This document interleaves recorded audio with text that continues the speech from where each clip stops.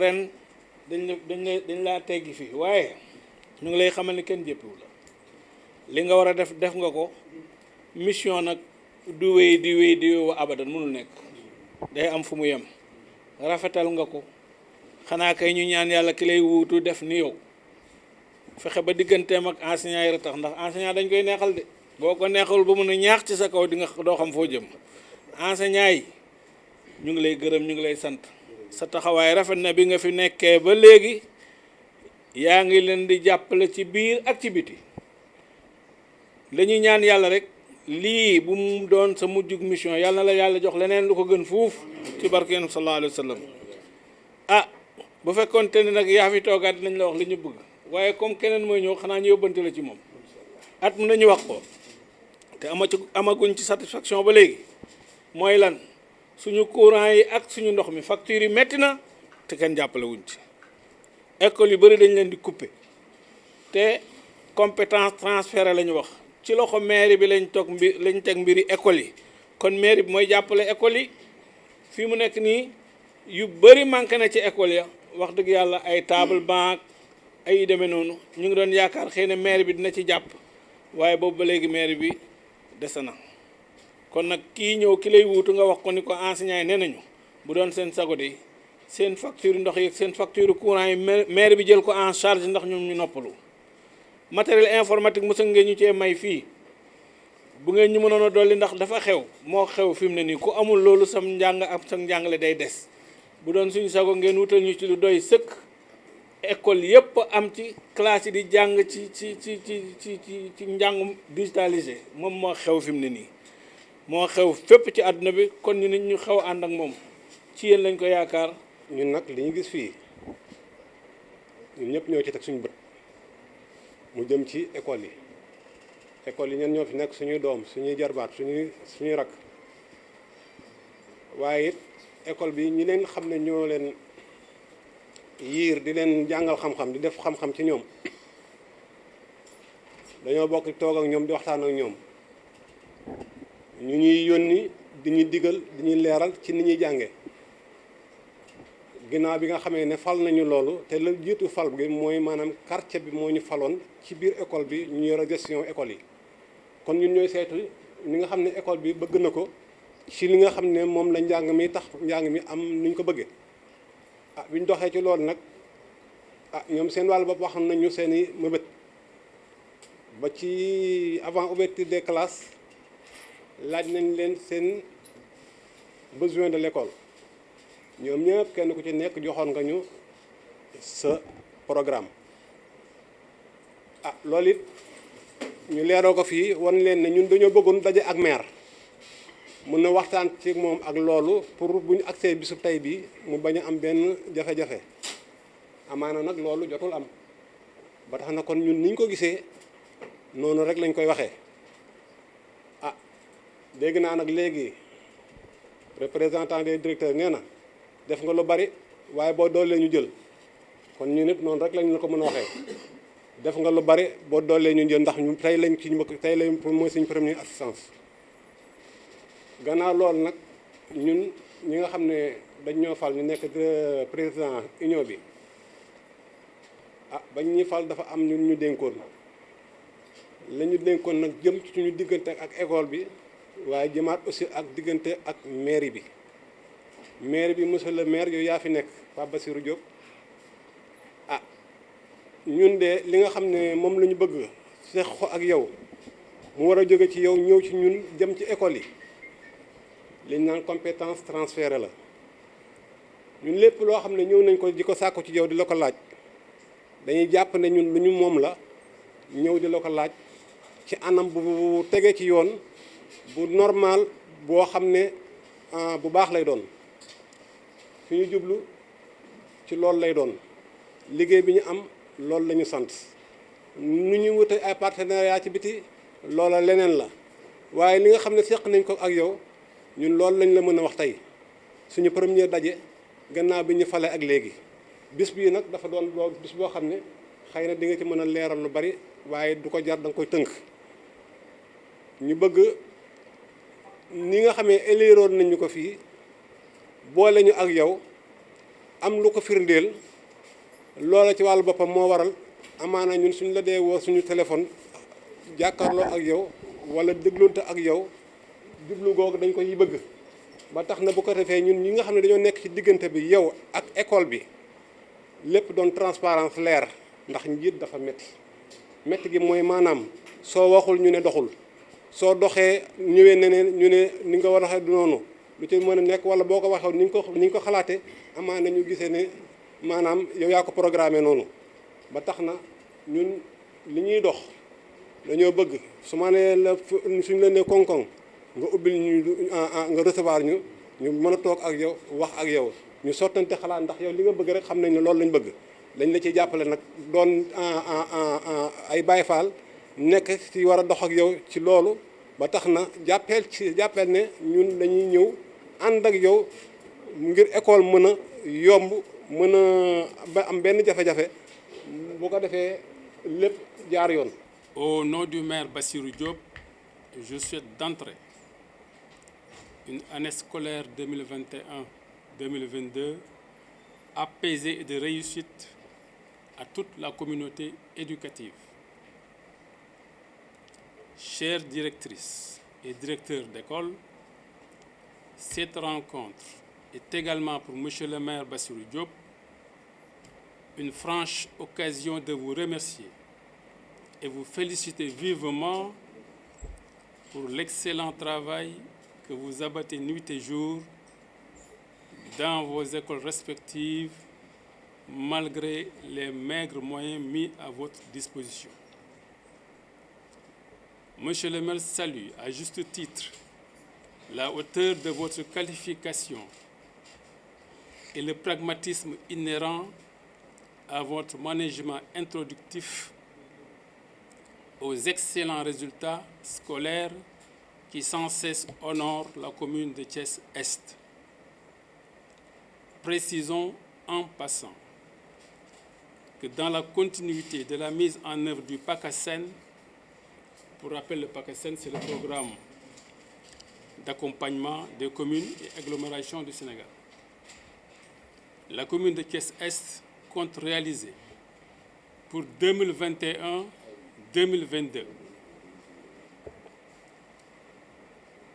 la construction de 2 salles de classe en dalle à l'école élémentaire de Fayou, la construction de 2 salles de classe avec dalle à l'école El Hadj Boubacar Ndiaye, la construction de 2 salles de classe en dalle à l'école Lamane Gomak Faye. Et pour terminer, pour le compte de 2021-2022, 2 salles de classe en dalle et 2 salles de classe à réhabiliter à l'école Aïe Ninafal. Par rapport à ces programmes cités, je dois également préciser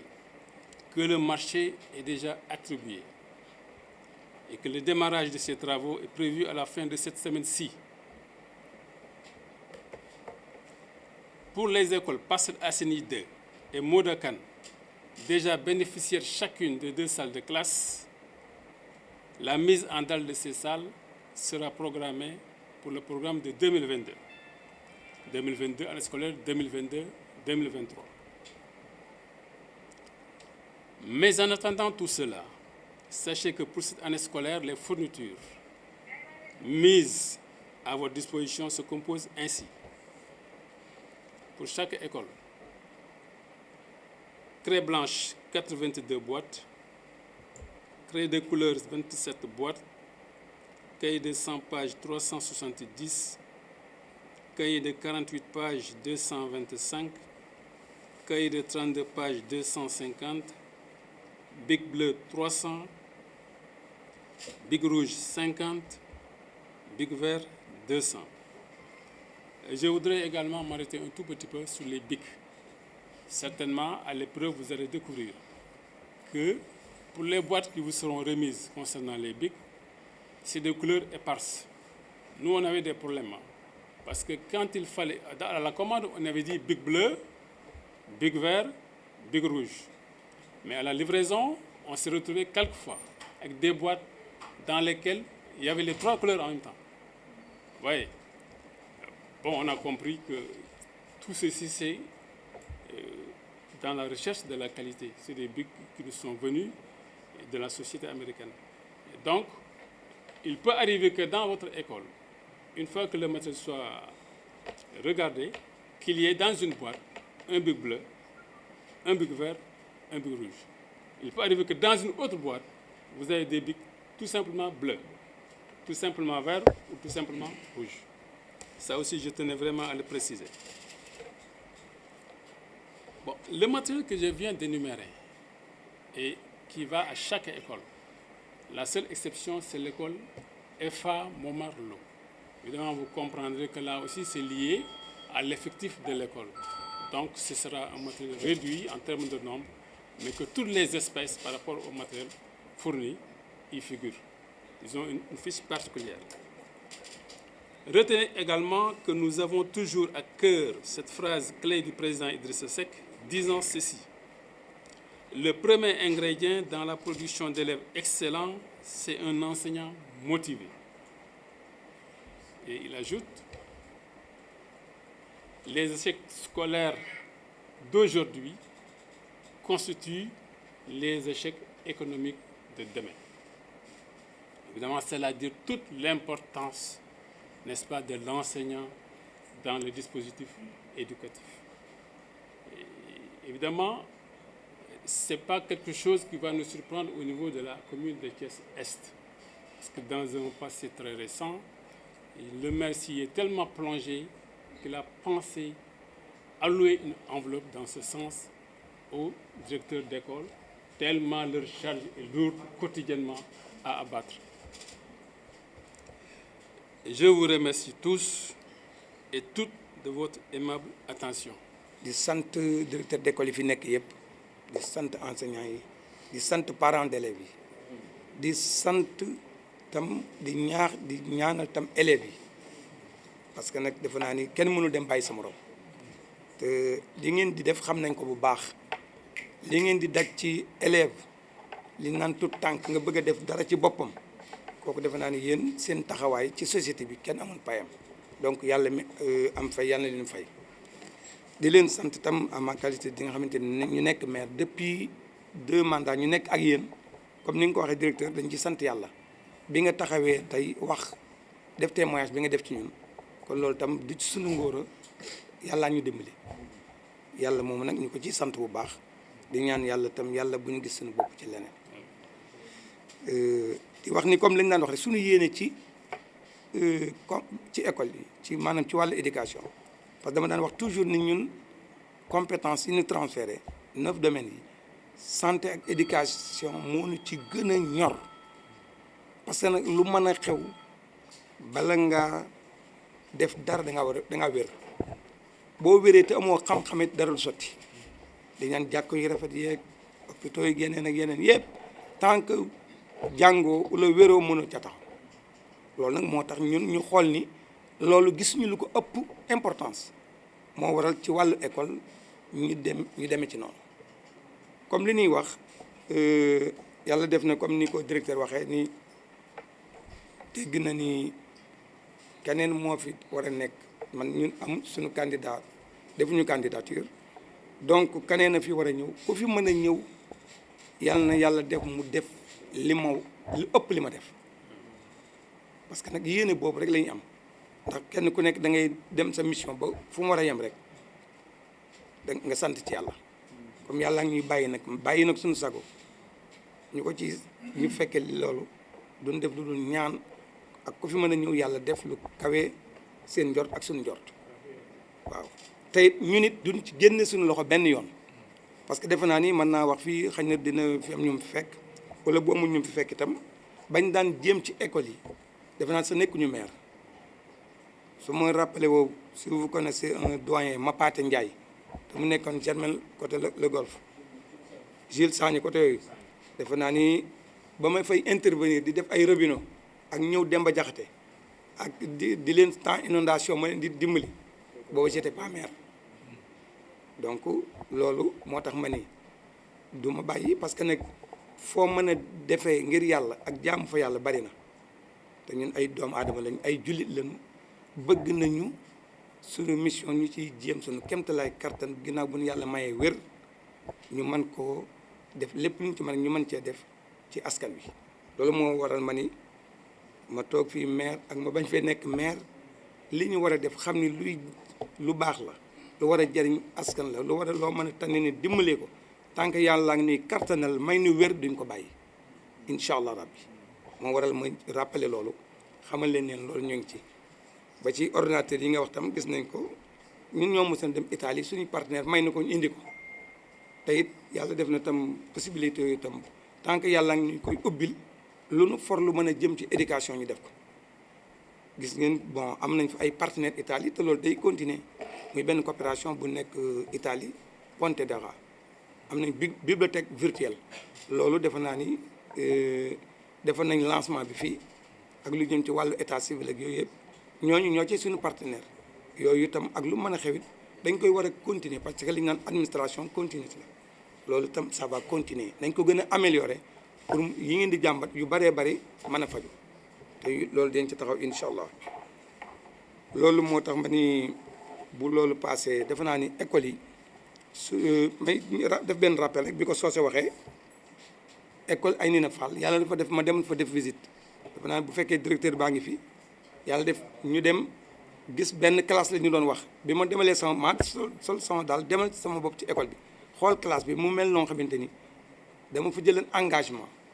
boobaat fi ma ko teg itam xam ngeen wàllu administration rek mooy waral la ñu yeex bi mais yàlla def na lancé nañu travaux yi ba promoteur bi bientôt dina commencé defe naa semaine prochaine nga wax donc kon te benn classe lañu fa doon wax defe naa deux classes kon yàlla def na loolu yéene boobu ñu aman yàlla def na ko kon dañ ci sant yàlla et tant d'autres yeneen école aussi comme lu mel ni école Demba Diakhaté fii nga xam ne dëkk nañ côté boobu muy Cité Senghor amoon nañ partenaire boo xam ne Italie la dëkkan avant loolu lañ ko jëkk a réhabilité à hauteur de 8 millions te benn doomu sénégalais bu dëkk fii ci dëkk bi Thiès yàlla dogal ma mus ko yóbbu Italie moo am ay partenaire boole ma ak ñoom ñooñu ñëw visiter école yi ba man yéene def yu bari xañ na tam loolu yëpp dinañ ko mën a boole ci perspective yi pour mën a xool ëllëg nu ñu mën a fexe ba def rappel yooyu école boobu ñoo ko réhabilité woon à hauteur de 8 millions moo waral yu bari bokkaatu ci mais am nañ fa terewul am nañ ci programme pour école boobu. donc loolu moo tax may wax ni rek dañ ciy sant yàlla ba nga xamante ni fii ñu toog ça fait plus de 12 ans yoo xamante ni ñu ngi fiy toog chaque année tam ñu def suñu kéemtalaay kartam te yàlla suñu diggante yi li ci gën a neexit vraiment mu am déggoo boo xamante ni sympathie boo xamante ni fu nu gisante dañuy saafonte di wane ni le climat se passe très bien vraiment kooku dañ leen ciy sant bu baax. mooy li ma daan wax rek toujours dama daan wax école yi il faut que li ñu ciy dépenser fexe ba defaraat école yi di ko def sax par année bu ne nga defar 2 écoles mu niru sax loo xamante ni ku ko gis xam ni lii nekk na vraiment foo xamante ni établissement bu mucc ayib la parce que loolu war nañ ko mën a def mais loolu lépp day fekk itam xëy na jamono neexul ba tax na yii di ngeen ko soxla noo xamante ni du ngeen mën a xaar ñu def ko benn école mais depuis jamonoy Talla Faye mi fi nekkal loolu laa daan wax ay jël ay 12 millions di ko def ci fourniture fexe ba réhabiliter ñetti école sax wala ñaar doon na baax bu ngeen gisee ren école Diamaguène defe naa depuis 1958 kenn mus koo réhabilité mais dañ ko réhabilité de toit bi ba ci salle de classe yi peinture carrelé toutes les salles de classe école bi nekk Diamaguène donc man loolu laa xam ni parce que dañ ne école yi il faut ñu taxawu établissement yi defar ko parce que boo ci dem vraiment hygiène ba fa war a am du fa am na mu war a amee dëgg-dëgg parce que établissement boo dem mu def 800 élèves wala parfois ay 1000 salle de toilette yi nga gis vraiment nekk loolu am te ni kooku en Afrique dama naan war nañoo xoolaat bu baax école yi éducation moom day boo génnee fii dem ci yeneen pays gis seen wàllu école ni mu mel vraiment da ngay xeebaat Sénégal foofu moom dañ fee war a taxaw seetlu vraiment état gën cee taxawaat dimbali collectivité locale yi ñoom itam ñi nga xamante ni ñoom bokk na ci seen i priorité ñu mën a fexe ba mën a defar seen école parce que nag éducation ci réew kenn du ko caaxaane ndax ëllëg ñoom ñooy yore réew bi donc loolu daal laa doon wax ni man ci école yi par rapport ak li nga xamante ni diggante 2014 ba 2021 dépense yi ñu ci def yëpp il faut que ñu xam wax leen ko ngeen xam ko mi ngi ni durant le mandat de 2014 ba 2021 ñu ngi 167 millions 019 399 pour construction ak réhabilitation deux salles de classe mooy enveloppe bu njëkk bi ci des nekk 15 millions en termes de construction et de réhabilitation de toilettes yi yooyu yëpp def nañ ko par école beneen bi nekk 12 millions 671 891 francs CFA en termes d'équipement en table banc li ngay wax ni table banc yi parce que xam ne école yi dem li ma leen ni établissement bu néew def nga 600 ou 500 wala 700 xam nga loolu tam defe naa ni loolu table banc defe naa loolu ci mënam du doy loolu bokk na ci li nga xamante ni tam li nga wax dinañ ci bàyyi xel dinañ ko mën a instaurer aussi ci budget bi nga xamante ni bu 2022 la yàlla def nañ dinañ fi fekk ñu mën a fexe ba table banc yi ñu mën ko gën a doter ba mu doy parce que li ñu ci def ren bari na lool moo waral montant boobu ma leen wax beneen montant bi 12 millions francs CFA en termes de fourniture scolaire désherbage yi désinfection ak des enveloppes ak un enveloppe de lan 84 millions loolu lépp année bu nekk yooyu dinañ ko def defe naa année bu nekk dinañ désherber ou directeurs yi wax ñu jox leen ñu defal seen bopp parce que dañ daan jël en avance avant école d'eau bi am na directeurs yu bari ñoo daan volontaire jël fay après ñu war leen rembourser loolu lépp def nañ ko ci ak ay appui yoo xamante ni au moment yu ñuy organiser ay correction ak yooyu yëpp itam dafa am ñu ñuy solliciter ñu leen di ciy jàppale yooyu yëpp it établissement kii bi maire bi jàppale leen ci accompagner leen ci loolu tam dafa baax pour ñu xam ni loolu lépp defuñu ko ngir ngistal dañ ko def ngir gën leen a jàppale parce que dafa bokk ci suñuy devoir yoo xam ne dañ ko war a def kon donc lu ñu ci def rek doyul lu ñu ci def rek yéemuñu ko bu ñu sañeen duutu leen am dara loo xamante ni da ngeen koy jàmbat ba ci appui yi ñu doon def ci directeurs yi un montant de 2 millions 100 loolu lépp boo ko xoolee mu nekk ko totalu 280 millions 791 290 francs dépensé nañ ko ci entre 2014 ba 2021 loolu la commune Thiès Est def ci année yi ak di ko xeeb di ñaan yàlla tam yàlla def ku fi mën a nekk ëllëg it ñuy ñaan yàlla nga def lu ëpp li ñu def ñuy def nga def ko ba nga xamante ni doon leen jàmbat dara tey dinañ ko boole ci suñu programme mu débat d'orientation pour mën a fexe ba école yi moom li ñu leen war a mën a dotee rek ñu def ko incha allah rabbi. ginnaaw yàlla bu ñu defee lii ñoom ñoo tax parce que bureau bi ñooy taxaw def suñu ordre du jour wàcce ko ci suuf parce que les conseils sont souverains loolu moo waral nag ci wàllu éducation bi nga xamante ni dafa bokk ci suñuy compétence ba pare bokk ci suñuy priorité ñu mën cee def dépenses yi may listé entre 2014 ba 2021 comme si mi ngi 167 millions 019 399 pour la construction et la réhabilitation des salles de classe yooyu mooy premier point bi ci des ne 15 millions de francs CFA en termes de construction et de réhabilitation de toilettes bi ci des nekk 12 millions 671 891 francs CFA en termes d'équipement en table banc 12 millions de francs CFA en termes de fourniture scolaire de désherbage et de désinfection soit une enveloppe de total de 84 millions defe naa ni année bu nekk ngeen gis ba ci mois bi début fin de mois bi ngeen gis ñu désherber avant ouverture yi désinfecter classes yi yëpp defe naa ni benn école li ma ko waxee ci biir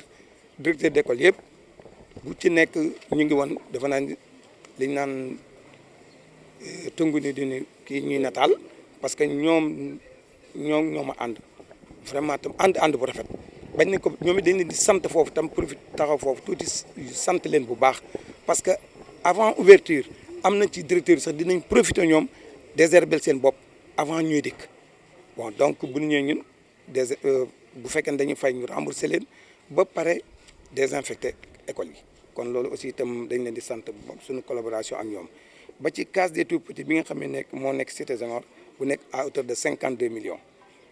ak appui yoo xamante ni bu ñuy def correction tout le temps dañuy demander des appuis ñu di ko def les directeurs d'école aussi dañ leen a appuyer à hauteur de 2 100 000 francs loolu boo ko xoolee day nekk total boo xamante ni day nekk 333 millions francs CFA ci nga xamante ni durant mandat 2014 ba 2021 la communauté Thiès jagleel na ko commune jagleel na ko éducation bi ba pare nag di ko xeeb di wax ni tam ñu ngi lancé appel ak lu mën a xew ku fi mën a ñëwit dañuy ñaan yàlla nga def lu raw li ñu def ah ñun itam ñoo ngi fi génnewuñ suñu loxo benn yoon ci commune bi parce que ñun bien avant ñu nekk maire dañ daan répondre ci besoin yu saabu éducation soxla dañ ciy taxaw kooku tam c'est un appel bu may def. dinaa nag éducation parce que ñun yàlla def na dinañ dem fu bari ci àdduna bi gis foofu boo demee ci seen établissement yi ni mu mel ci wàllu set ci wàllu vraiment établissement yoo xamante ni yu mucc ayib ak jumtukaay yu xarañ loolu nag damay jàpp ni budget bi Sénégal di allouer éducation nekk na lu mu war a xoolaat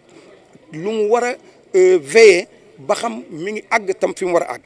taxaw ci nag bu baax pour que ñu mën a fexe ba améliorer système éducation bi parce que coow yi bari na wax ji bari na ci kon moo tax may lancer appel que ni dafa war a gën a dooleel yokk gafaka gi leen enveloppe bi mu leen di allouer daf ko war a yokk parce que nag Sénégal yi jàmbaar lañu parents d'élèves yi sonn nañu te xel yi itam yàlla def na macha allah xarañ nañu kon bu leen gënee améliorer seen système de kii rek dina nekk loo xamante ni njariñ lay doon pour Sénégal kooku ku nekk da cee war a xar sa tànk tubéy loolu daal laa doon wax ni ba pare nag collectivité locale yi mu gën leen a renforcer ba képp koo xamante ni ci say compétence éducation boole nga say priorité nga gën cee mën a def la nga bëgg.